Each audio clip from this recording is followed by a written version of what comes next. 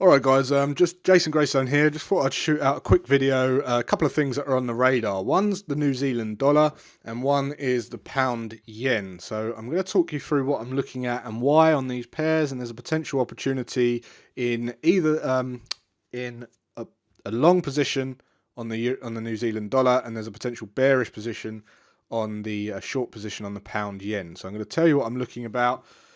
So I'm going to explain what I'm looking at here now and walk you through step by step. So as you can see on the daily on the New Zealand dollar, we held this level of support down here at 68.60s, and since then we've been moving up, pushing up, and we've got a previous structure resistance level at 7,200 flat. Okay, now we know these levels of structure are like magnets. This is a decent level of structure, decent price level on this pair. It's one number to pay attention to. We've respected this level several times in the past, and if I was to predict where market was likely to go next, it would be up at this level here. So as we drop down to the lower time frame, I'm going to drop down to the 60.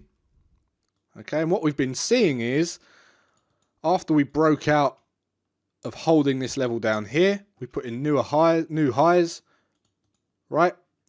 Higher highs, and we've got a pullback here which we could potentially jump on as a trend continuation trade. And the problem is with this is stop loss placement. Okay, although this is a decent level to pay attention to, we've got this 70.50 level down here, right, which we know has become resistance. We broke through it and then it becomes support.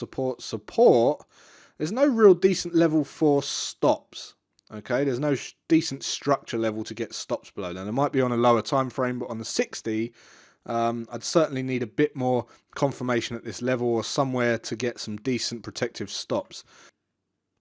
Now, what I'm going to show you is this is what we call a Fibonacci inversion trade. So if we was to bring on our Fib inversion, you're going to see if we use our Fib inversion tool, we've got a 1618 inversion down here at 70.58. So you Fibonacci inversion traders, if you're an aggressive conventional Fibonacci inversion trader, you're looking at that 1618 and you're looking to enter that there. You'd have your limit orders set at that level.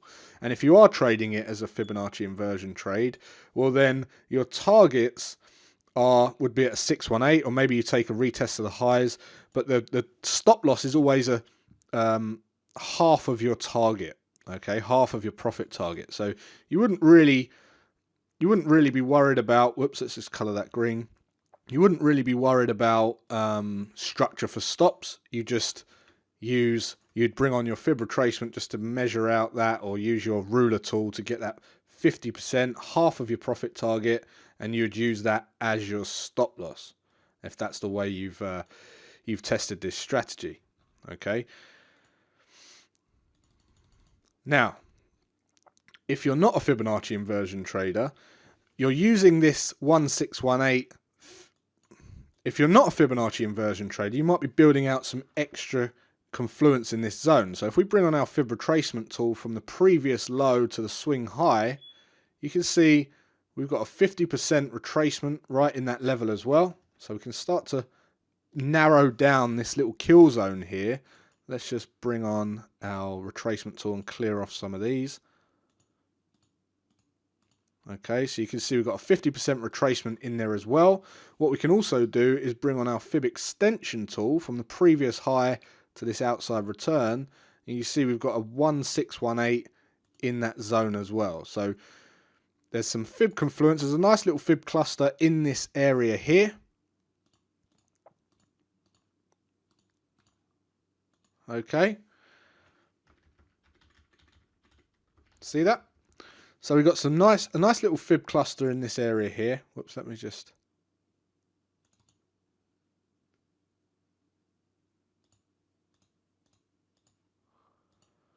Right, so we've got a nice little Fib cluster in here within 8 pips. There's a few Fib levels to pay attention to in this zone.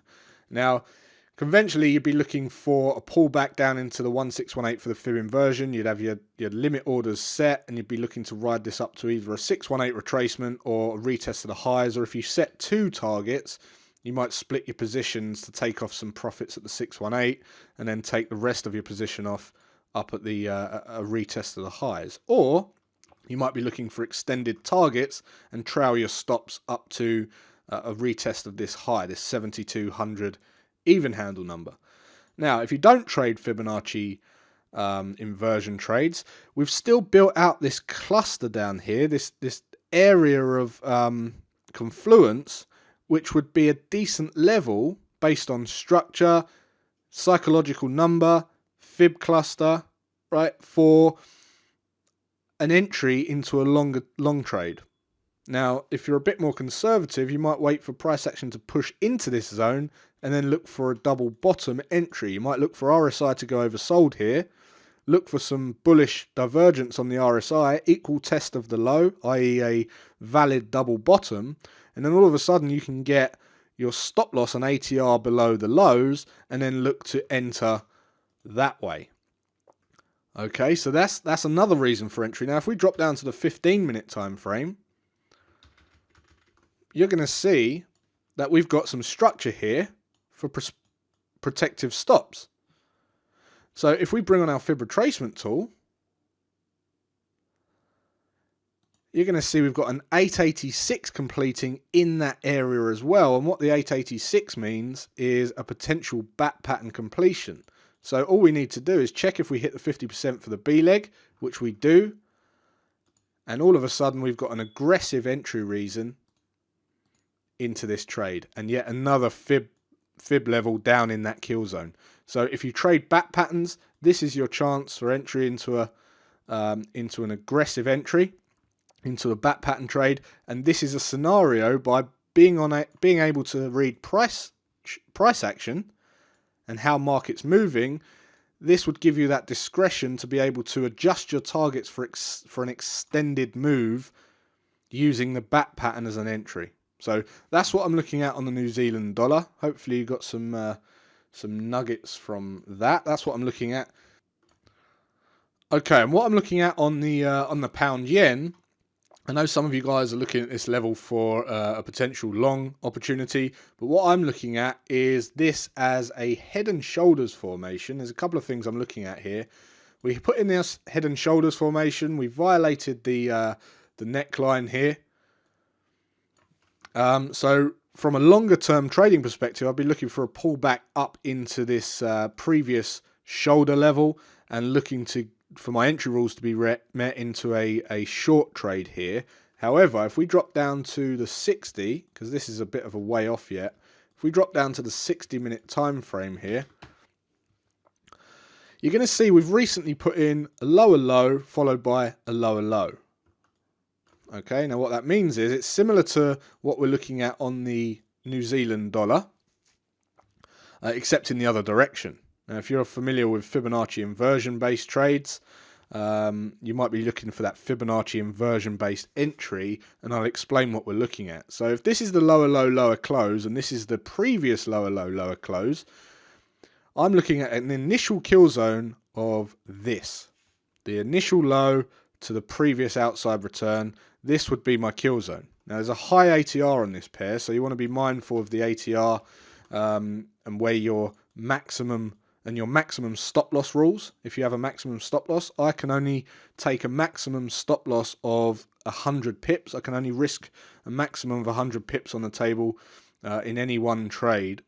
So I'm looking at the ATR and I'm saying, right, my stop loss needs to be 30 pips above this previous outside return. So if my stop loss is going at 81, okay, I can only enter at 81, right? 140.81, I can enter at 139.81. That's the maximum that I can put on the table for this trade. So I can already see that I'm going to have to adjust my my initial kill zone, which means my window for entry won't be as broad. It won't be as broad because I need under 100 pips of stop loss or maximum 100 pips. So I know that I need to raise up my kill zone to meet that. Now, the second thing I want to check is, am I going to get a minimum of a 1-to-1 risk reward? So if I bring on my Fib retracement tool, you can see this violates the 50%, which means I need to be above that 50% to get a minimum 1-to-1 risk reward. So I know now that if I'm shooting for a retest of the lows, I'm not going to get a 1-to-1 risk reward until above 139.90. So that means I've got to adjust my kill zone a bit more and trim that back a bit. So if I look at bringing my kill zone back now to 139.90, this is now my kill zone.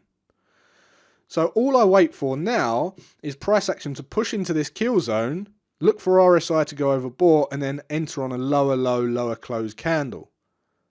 Okay, now if you're to bring on some confluence in this zone, if we was to bring on a few fibs here, you can see we've got a 618 right up at previous structure resistance. Let's bring that on.